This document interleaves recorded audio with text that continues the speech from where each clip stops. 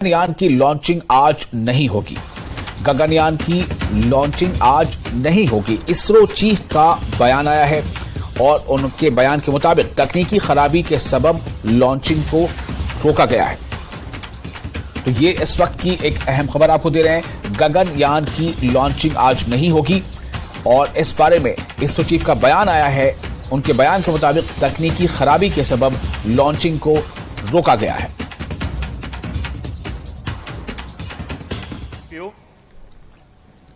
This is from SDSC SHAR.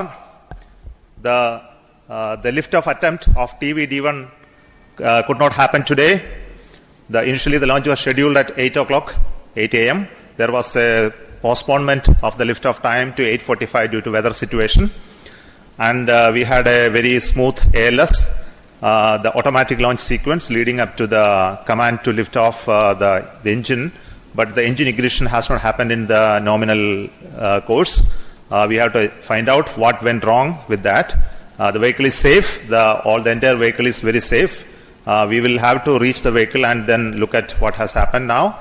We will come back soon after analyzing what has triggered the automatic launch sequence holding the vehicle. So what has happened is the onboard, the computer which is doing this function, the ground checkout computer which is doing the function has withheld the launch in view of the anomaly observed. So we will come back with the anomaly. और आगे बढ़ते हैं। वजीर दाखिला अमित शाह आज police यादगारी दिन के मौके पर दिल्ली में नेशनल पुलिस मेमोरियल में शहीदों को खिराज अकीदत उन्होंने पेश किया। 21 अक्टूबर 1959 को लद्दाख की हॉट स्प्रिंग में मुसल्लह चीनी फौजियों की जानिब से घात लगाकर किए गए हमले में 10 बहादुर पुलिस एहलकारों ने अपनी जानें कुर्बान कर दी थी। उन शहीदों की याद में 21 अक्टूबर को पुलिस यादगारी दिन के तौर पर मनाया जाता है।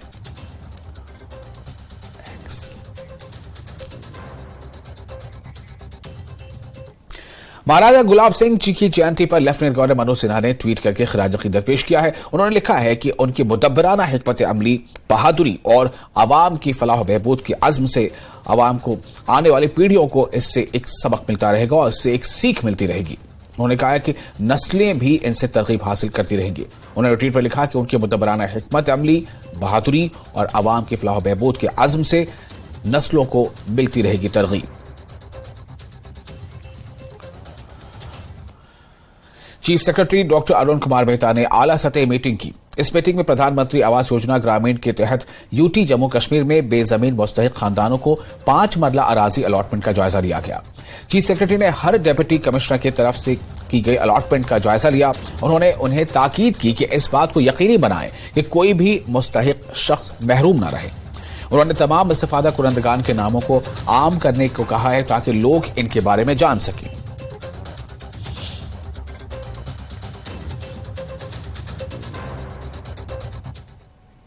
लेफ्टिनेंट गवर्नर मनोज सिन्हा ने चीफ सेक्रेटरी अरुण कुमार मेहता और पावर डेवलपमेंट डिपार्टमेंट के प्रिंसिपल सेक्रेटरी एच राजेश प्रसाद के साथ राजभवन में एक प्रेस कॉन्फ्रेंस मुनक्किद की। लद्दाख में green energy corridor phase 2 ban रियासती ट्रांसमिशन सिस्टम पर पीएम मोदी के मंजूरशुदा प्रोजेक्ट के बारे में गहराई से बात की गई। लेफ्टिनेंट गवर्नर मनोज सिन्हा ने कहा कि इसका मकसद ग्रीन एनर्जी पर तवज्जो मरकूज करना है, न सिर्फ थर्मल तवानाई पर इन्हिसार किया जाए। उन्होंने कहा कि जम्मू कश्मीर इंतजामिया 24 घंटे बिजली फराहम करने की हर मुमकिन कोशिश कर रही है। मीटर वाले इलाकों को मसाइल का सामना नहीं करना पड़ेगा। उन्होंने इस बात का यकीन दिलाया। इंतजामिया ने मीटरों की तनसीब से पहले इसका वादा किया है। प्रोजेक्ट को 2029-30 तक कायम करने का हदफ है। 20,774 करोड़ रुपए की लागत तखमीना है।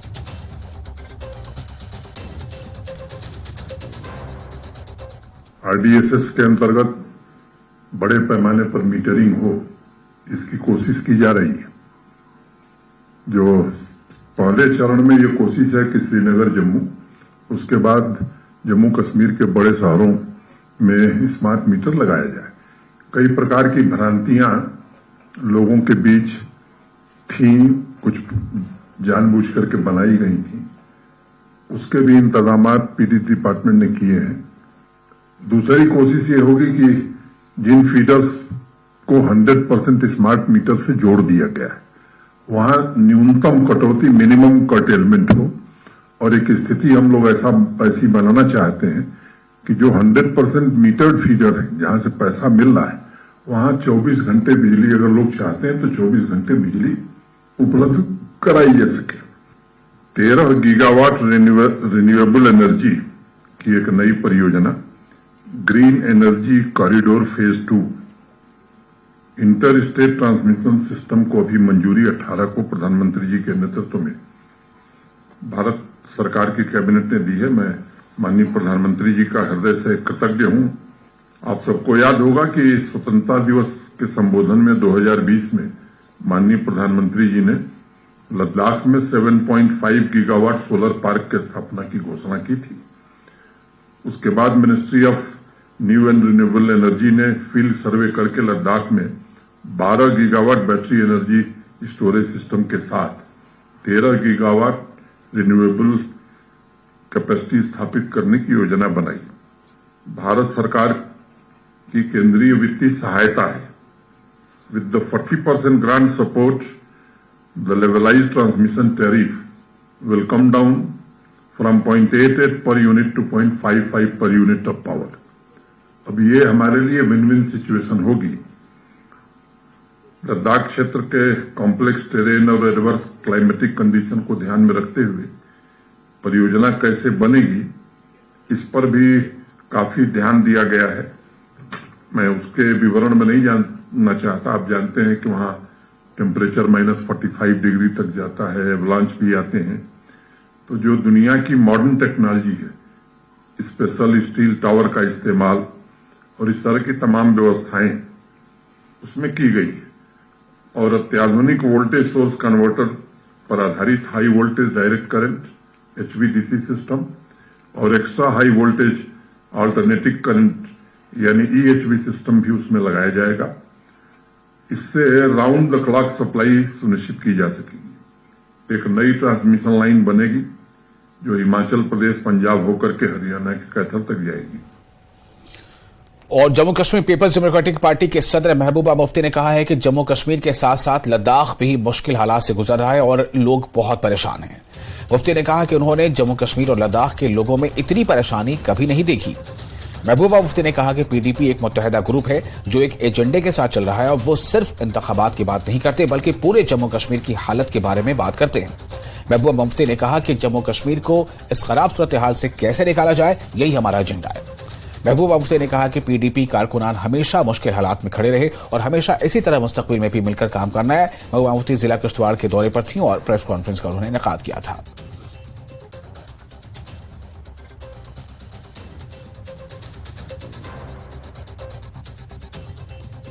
गुजर रहा है इस वक्त जम्मू कश्मीर, लद्दाख समेत। और मैंने अपनी जिंदगी में कभी भी लोगों को इतना मायूस, इतना तकलीफ में नहीं देखा जितना आज है, जिस किस्म का माहौल बनाया गया है। तो ऐसे में PDP एक वाहिद जमात है जो एक एजेंडे के साथ चल रही है। हम खाली इलेक्शन की बात नहीं करते हैं बल्कि हम जम्मू कश्मीर के जो हालात है, इसको जम्मू कश्मीर को इस मुसीबत से कैसे बाहर निकाला जाए उसकी बात करते हैं। हमारा एजेंडा वही है। तो इसलिए मेरा वर्कर अपनी जगह खड़ा रहा, इन मुसीबतों में भी खड़ा रहा और इंशाल्लाह आगे भी खड़ा रहेगा। एक साथ मिलजुल के इनको इकट्ठा होके PDP को मजबूत करने का काम करना है, जो ये पीछे भी करते आए हैं। वो और हरियाणा विधानसभा से मेंबरान कानून साज असेंबली का एक ग्रुप मरकजी ज़ेर-इंतज़ाम इलाका लद्दाख के सरकारी मुतालियाती दौरे पर है। इस दौरे का मकसद लद्दाख में महकमे देही तरक्की के अफसरान के साथ मशगूल होना और मकामी हुकूमत और तरक्की से मुतअल्लिक़ उमूर पर तबादला ख्याल करना है। उन्होंने RDD के सेक्रेटरी अमित शर्मा, RDD लद्दाख के डायरेक्टर ताहिर हुसैन से मुलाकात की और उन्होंने नोबरा इलाके का भी दौरा किया। इन्होंने defence institute of high attitude research का भी दौरा किया ताकि सर्द खुश्क ज़रई जानवरों की टेक्नोलॉजी पर काम किया जा सके। भी जो हमारे स्टेट में जो काम हो रहा है लोकल बोर्ड, जैसे ये हमारी कमेटी काम कर रही है, क्या इसी प्रकार की कमेटी दूसरे स्टेट में है और वो किस प्रकार से काम करती है, उस प्रणाली को देखने के लिए जो है ये हमारी कमेटी ने जो है ये बाहर का टूर बनाया है। क्योंकि यहाँ पर स्टेट विधानसभा नहीं है, इसलिए यहाँ पर इस प्रकार की कोई कमेटी हमारे को नहीं मिली। जैसे जब हमने डिपार्टमेंट से, जैसे हमने जो सेक्रेटरीज हैं डिपार्टमेंट के, अर्बन लोकल बॉडीज के जो अमित शर्मा जी हैं, उनके साथ हमने एक बैठक की। उनके साथ जो सभी लेह लद्दाख में जितने भी हमारे BDP हैं, पंचायत ऑफिसर हैं, डिस्ट्रिक्ट पंचायत ऑफिसर हैं, इंस्पेक्टर हैं या और अन्य जो बीच की कड़ी है, उन सभी के साथ हमने बैठक की है और हमने जानने का प्रयास किया भी यहाँ पर जो है लोकल बॉडीज किस प्रकार से काम करती है, पंचायती राज संस्थाएं जो किस प्रकार से काम करती हैं, इस प्रकार की जानकारी हमारे को जानने के लिए मीटिंग की है और हमने जो है काफी जानकारी हमारे को यहाँ पर मिली है। सर आखिर में लद्दाख में बहुत ही लिमिटेड वर्किंग सीजन होता है जो समर में, अभी तो विंटर होता है, बहुत कठिन है, तो आपको क्या नजर है? देखिएगा ये कुदरत, देखिएगा हमारा ये अलग अलग स्टेट में अलग अलग नेचर है, अलग अलग क्लाइमेट है। देखिए ये भगवान ने बनाया हुआ है। लेह लद्दाख के जितने भी नागरिक हैं, हमारे अधिकारी हैं, कर्मचारी हैं, उन सभी को मैं बधाई दूंगा। देखो इतना चैलेंज होते भी वो यहाँ पर रहते हैं और जो है यहाँ की समस्याओं को देखते हैं। जैसे अधिकारी हैं विकास के काम में लगे हुए हैं और मैं देखता हूँ जैसे हमने बाहर का टूर भी किया तो यहाँ पर इंफ्रास्ट्रक्चर में बहुत बड़ा डेवलपमेंट हुआ है। हमने देखा इतनी बढ़िया जो 4 लेनिंग सड़कें यहाँ पर बन रही हैं, BRO जो बना रहा है वो वाकई जो है बधाई के पात्र है। हमने देखा है बहुत बढ़िया, उससे जो है आने जाने में जो बाहर से नागरिक आते हैं, जो टूरिस्ट आते हैं, उनको आने जाने में बड़ी सुविधा रहेगी। जब उनको सुविधा रहेगी वो काफ़ी संख्या में यहाँ पर आएंगे। उनका खर्चा, यहाँ के नागरिकों की इनकम होगी, बिजनेसमैन की इनकम होगी। जब इनको होगी जो यूटी है हर क्षेत्र में आगे बढ़ेगा। बहुत बहुत धन्यवाद। Thank you. तो ये थे हमारे साथ जो हरियाणा की विधानसभा से MLA राम कुमार केशव की अध्यक्षता में जो ऑफिशियल टूर पे थे। उन्होंने विस्तार से बताया किस तरह से जो लद्दाख के टूर आज उन्होंने किया तो इसमें क्या पाया, क्या जो न्यूज 18 के साथ बात करते हुए उन्होंने विस्तार से बताया। वीडियो जर्नलिस्ट सोनम रंजन के साथ मुरुफ सांजन, न्यूज 18 के लिए लेह से। और फिलहाल एक छोटा सा ब्रेक लेते हैं। ब्रेक के बाद खबरों का सिलसिला जारी रहेगा।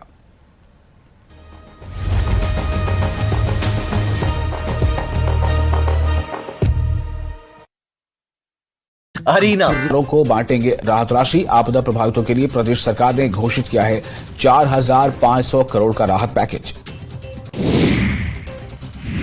जिला परिषद कैडर कर्मचारियों पर सरकार की कार्रवाई को बीजेपी प्रदेश अध्यक्ष राजीव बिंदल ने बताया दुर्भाग्यपूर्ण। पंचायतों में मनरेगा का भुगतान नहीं होने पर सरकार ने 167 कनिष्ठ अभियंताओं की सेवाएं एक साथ की हैं समाप्त। CPS और उप मुख्यमंत्री की नियुक्ति को चुनौती देने का मामला, हिमाचल हाईकोर्ट ने मांगी उप मुख्यमंत्री के शपथ से जुड़े तमाम दस्तावेज। कहा किसी निष्कर्ष पर पहुंचने से पहले दस्तावेज देखना जरूरी, अगली सुनवाई तक तमाम दस्तावेज उपलब्ध कराए सरकार। कुल्लू के लगघाटी में CPS सुंदर सिंह ठाकुर ने शीशामाटी बाईपास सड़क का किया उद्घाटन। CPS ने पूजा अर्चना कर बस को भी दिखाई हरी झंडी।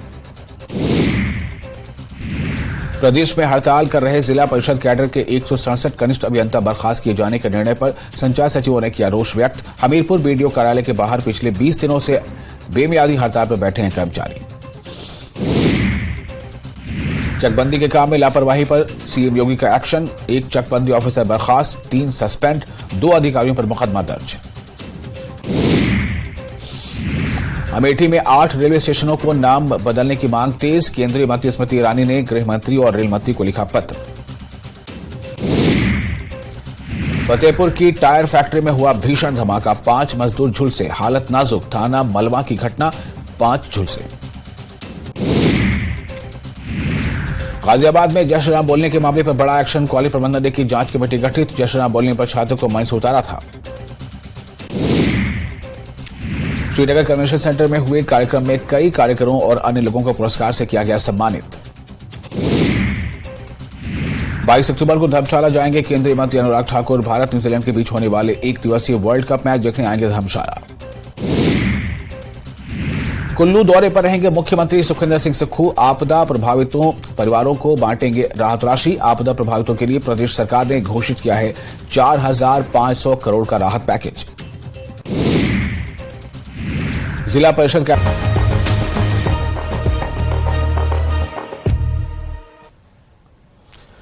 ब्रेक के बाद एक बार फिर आपका स्वागत है न्यूज 18 JKLH पर। आप देख रहे हैं न्यूज एट 9। साबिक रुकने पार्लियामेंट डॉक्टर करण सिंह ने कहा है कि 2 रियासती नजरिया ही इसराइल और हमास जंग का वाहिद हल है।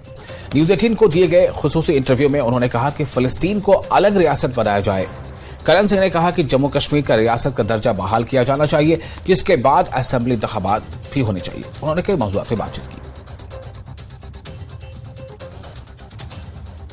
डॉक्टर साहब, आज तरह से फलस्तीन और इसराइल के बीच में अभी जंग का माहौल है, जंग चल रही है, कैसे देखते हैं आप इस? बहुत दुखद बात है। जो मानवीय क्षति हो रही है, ह्यूमन सफरिंग जो हो रही है, उसका अंदाजा ही नहीं लगाया जा सकता। तो कोई भी जो विचारक हो वो इससे बहुत ही दुखी होगा। क्या कहें? तो क्या सजेस्ट करते हैं आपकी क्या होना चाहिए? मैं क्या उसका 2 स्टेट सोल्यूशन के अलावा कोई है नहीं, ये तो मुझे साफ लगता है। और वो 2 स्टेट सोल्यूशन कैसे बने, क्या बने, कौन बनाएंगे, जब तक अमेरिका वगैरह पूरा जोर नहीं देंगे तब तक नहीं बनेगा। लेकिन बनना तो वही थी, क्योंकि फलस्तीनियों को स्टेट देनी पड़ेगी किसी न किसी।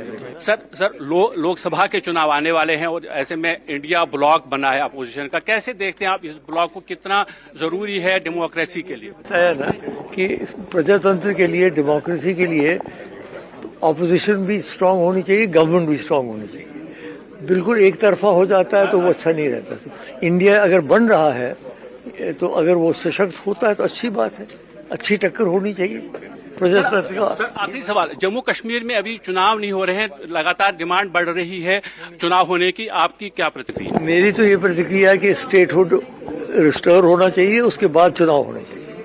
क्योंकि अगर चुनाव होंगे तो पूरे स्टेट के लिए करें, एक यूनियन टेरिटरी के लिए क्यों चुनाव करें? और भारतीय जनता पार्टी जम्मू कश्मीर के सदर रविंद्र रैना ने पिछली हुकूमतों को निशाना बनाया। उन्होंने कहा कि माजी की हुकूमत ने जम्मू और कश्मीर के लोगों के साथ नाइंसाफी की है। उन्होंने कहा कि हमारी हुकूमत ने सबके साथ यकसा इंसाफ किया। फलस्तीन इसराइल मौजूद कहते हुए उन्होंने कहा कि जंग के बारे में उन्होंने कहा कि जंग से कोई फायदा नहीं होता और उनका कहना था कि वो चाहते हैं कि यह मसला जल्द मुज़ाकरात के जरिए हल हो जाए। भारत हमेशा अमन की बात करता है। उन्होंने कहा कि बीजेपी न सिर्फ इंतखाबात के लिए तैयार है बल्कि इंतखाबात में बड़ी जीत भी दर्ज करेगी। उन्होंने ये बात अपने राजौरी दौरे के दौरान कही। वो राजौरी जिले के संगपुर गांव में लोगों से खिताब कर रहे थे।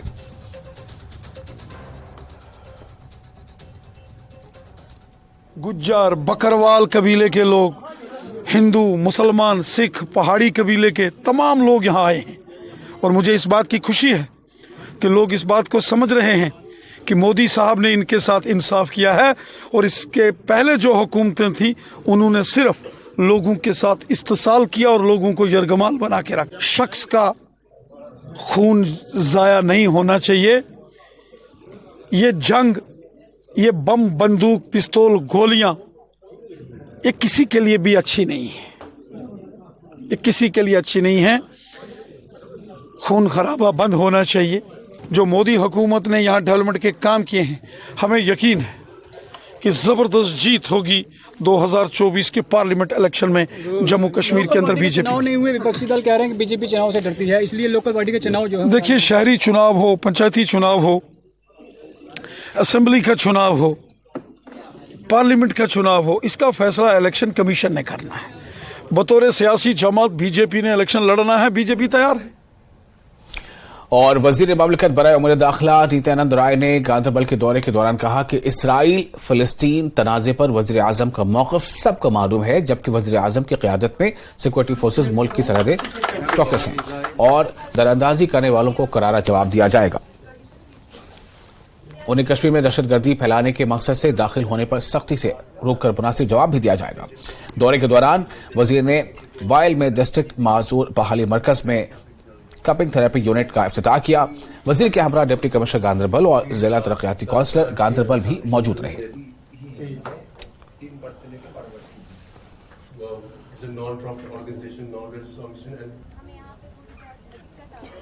एक तो अपने जो सीमा पे सुरक्षा की हमारी व्यवस्था है उसकी हमने थोड़ा रिव्यू किया है और मैं आज कह सकता हूं कि नरेंद्र मोदी जी के नेतृत्व में भारत की सीमा पूर्ण सुरक्षित है। हमारा कोई भी दुश्मन इधर अगर आग उठाने की कोशिश की तो उसको बहुत बड़ा परिणाम भुगतना पड़ेगा। मैं यहाँ विकास का रिव्यू करने के लिए भी आया हूँ। पर्यटकों की स्थिति क्या है, पर्यटकों की सुविधा क्या है, पर्यटन को बढ़ावा मिला है, उसका रिजल्ट क्या आया है। और आज यहाँ हम जिस सेंटर पे आए हैं हमारे विकलांग भाइयों बहनों के लिए, बच्चों के लिए, आज यहाँ नई इकाइयों का उद्घाटन भी हुआ। पहले से संस्था यहाँ चल रही है।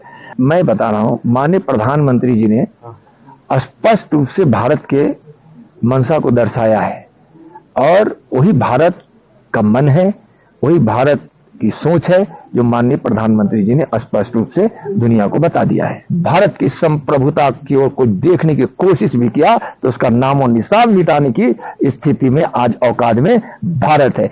इसी कश्मीर में आतंकवाद के कारण कितना हमारे कश्मीरी भाई बहन कितने भय को झेला है, कितने कष्ट को झेला है। आज इसी कश्मीर से आतंकवाद लगभग समाप्ति की ओर है और मैं स्पष्ट रूप से कहना चाहता हूं कि हमारे जो भी कश्मीर के भाई अगर किसी बहकावे में आकर आतंकवाद की ओर बढ़ने की कोशिश कर रहे हैं तो मैं उनसे हाथ जोड़कर प्रार्थना करता हूं कि आप आइए, यहां जम्मू कश्मीर प्रशासन से हाथ मिलाइए, आपकी पूरी चिंता की जाएगी। अगर कोई हमारी सीमा के पार से और कोई आतंकवाद को बढ़ावा देना चाह रहा है तो उसको आज मैं यहां से कह भी रहा हूं कि इसके परिणाम उसको भुगतने पड़ेंगे। और एक और अहम खबर आपको दे दें कि साबिक रकन पार्लियामेंट डॉक्टर करण सिंह ने वजीर आजम नरेंद्र मोदी को एक खत लिखा है। उन्होंने लिखा है कि उनके हालिया दौरे श्रीनगर के दौरान सेव शारदा कमेटी कश्मीर के एक वफ्द ने उनसे मुलाकात की और उनसे मुंसलिक दस्तावेजात पेश किए। उनकी दरख्वास्त है कि जिस तरह करतारपुर में एक राहदारी बनाई गई है जिससे सिख यात्री नानकाना साहिब गुरुद्वारा जा सकते हैं, उसी तरह एक राहदारी बनाई जाए ताकि हिंदू अकीदतमंद भी शारदा पीठ के कदीम मकाम की यात्रा कर सके। उनका कहना है कि पीओके में शारदा पीठ काफी खस्ता हालत में है और इसे दोबारा तामीर करना अमली तौर पर नामुमकिन होगा। ताम हिंदू चाहते हैं कि वह वहां किसी मुकद्दस मौके पर कुछ पूजा शुरू कर सके। हिंदू मंदिरों के अहिया में आपकी दिलचस्पी को जानते हुए मैंने उनकी दरख्वास्त को गौर के लिए आप तक पहुंचाने का वादा किया था।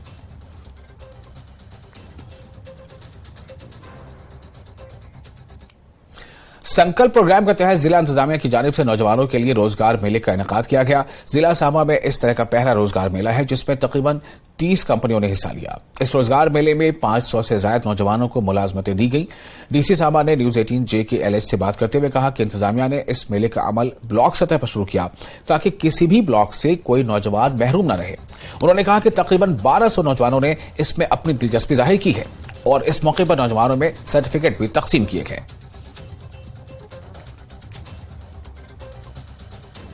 इसी के साथ में ताकि बच्चे जो है यहाँ पे आके सक्सेसफुली प्लेस हो जाएं, कंपनी से भी बात हुई और लगातार ये पहली बार सांबा की हिस्ट्री में 28 कंपनीज ने पार्टिसिपेट किया। इतनी मात्रा में कहीं पे भी पूरी मेरे को बताया गया है कि जम्मू में कहीं पे भी इतने नंबर्स में पार्टिसिपेशन नहीं हुआ है। ये बहुत खुशी की बात है कि इंडस्ट्रीज ने एक अच्छा रिस्पांस दिखाया है कि बच्चों को प्लेस करने के लिए 28 कंपनीज में ऑलमोस्ट 500 प्लस वैकेंसीज हैं। आज सभी इंडस्ट्रीज यहाँ पे इंटरव्यूज कर रही हैं और आपको जान के एक और खुशी होगी कि इसी दौरान मोबिलाइजेशन प्रोसेस दौरान ही 2 बच्चे सिलेक्ट हो गए। स्टेप बाय स्टेप है और हमें पता चल रहा है कि हम कहाँ पे स्टैंड बाय करते हैं, हमारी जो क्वालिफिकेशंस है कंपनी में कहाँ स्टैंड करती है और हमें अपना पर्सनल ग्रोथ एंड डेवलपमेंट के लिए जो अपॉर्चुनिटी मिल रही है मैं मानती हूँ कि गवर्नमेंट की तरफ से बहुत अच्छा स्टेप है एंड इन फ्यूचर भी ये होना चाहिए ताकि और लोग इसको देख के इंस्पायर हो, अपने आप पे काम करें, क्वालिफिकेशंस और स्किल्स को और अच्छे से एनहांस करें। ऐसे तो देखो ये बहुत बेनिफिट वाली बात है क्योंकि देखो मैंने ऐसे डॉक्टरी की है लेकिन गवर्नमेंट जॉब्स या ऐसे प्राइवेट जॉब्स बोलो तो नहीं है। और अगर आप सैलरीज की बात करो तो आजकल सैलरीज भी इतनी कम ही होती जा रही है, 10 या 8 से ज़्यादा किसी को भी नहीं मिलती है। तो ये कि ये जॉब्स अफेयर जो लग रहे हैं इसमें काफ़ी ज़्यादा बेनिफिट है। जैसे मुझे आज जॉब मिली है, मैं अजाइल सेंटर में जॉब कर रही हूँ, अब अच्छी सैलरी भी ले रही हूँ और अच्छा काम कर रही हूँ। जितने भी अभी बेरोजगार जैसे बच्चे हैं कितने ज़्यादा पढ़ लिख कर भी कितने अपने घर पर बैठे हैं, कुछ हाउसवाइफ बन जा रही हैं, कुछ भी जो भी मतलब अपनी लाइफ में कुछ भी स्ट्रगल कर रही हैं लेकिन कुछ बेनिफिट नहीं मिल रहा। लेकिन इस जॉब अफेयर में काफ़ी ज़्यादा बेनिफिट मिल रहा है। कितनी सारी बच्चों को जॉब्स मिल रही हैं, जो बेरोजगार है उनको रोजगार दिया जा रहा है। सक्सेसफुल बनाने के लिए वो यहाँ पे बिल्कुल आए, ज्वाइन करें, क्योंकि अगर हम गवर्नमेंट जॉब्स के लिए बैठे रहेंगे तो वो पॉसिबल नहीं है। कुछ बच्चे क्या करते हैं कि गवर्नमेंट के चक्कर में प्राइवेट सेक्टर्स में आना अलाउ नहीं करते हैं। तो इस वजह से मैं उनको बोलना चाहूँगी कि जैसे मैंने अजाइल हर्बल फ्यूचर नाम से कंपनी ज्वाइन की है, उसमें काफ़ी अच्छी मतलब अचीवमेंट्स भी हुई हैं, हमें अच्छा सक्सेसफुल भी हो रहे हैं हम। तो इसी तरह से बाकी बच्चों से भी यही आवेदन है कि वो भी ज्वाइन करें। और इसके साथ ही इस बुलेटिन में फिलहाल इतना है, लेकिन न्यूज 18 JKLH पर लगातार बड़ी और अहम खबरों का सिलसिला जारी रहेगा।